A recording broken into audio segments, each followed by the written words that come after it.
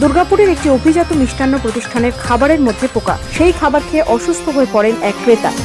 ঘটনায় চাঞ্চল্য ছড়িয়েছে দুর্গাপুরে।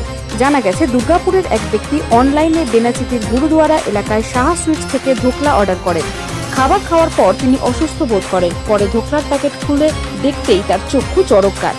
দেখা যায় ধোকলার মধ্যে সাদা রঙের লম্বা লম্বা পোকা রয়েছে।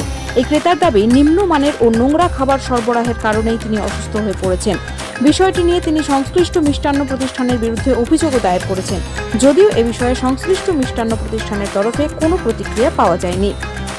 দুর্গাপুরের সাহা সুইটস বলে জোম্যাটো থেকে অর্ডার করার পর মোটামুটি যতক্ষণ সময় ওরা ডেলিভারি দেয় সেই সময় ওরা ডেলিভারি দিল জিনিসটা ডেলিভারি। আমি সেই খাবারটা আমি নিজে সবার ফার্স্টটা খেয়ে নিই। আমি এবং আমার মেয়ে, আমি তো পুরোটাই খেয়ে নিচ্ছি 100%। আমার মেয়ে 50% খেয়ে নেয়। 50% খাওয়ার পর আমার মেয়ে ফার্স্ট দেখে যে এর মধ্যে পোকা।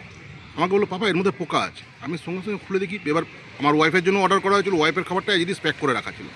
সেই প্যাক করে রাখার পরে সেইটা যখন খুলছি, আমি দেখছি পুরো ভিতরে সাদা পোকা কিলবিল করে ঘুরে বেড়াচ্ছে।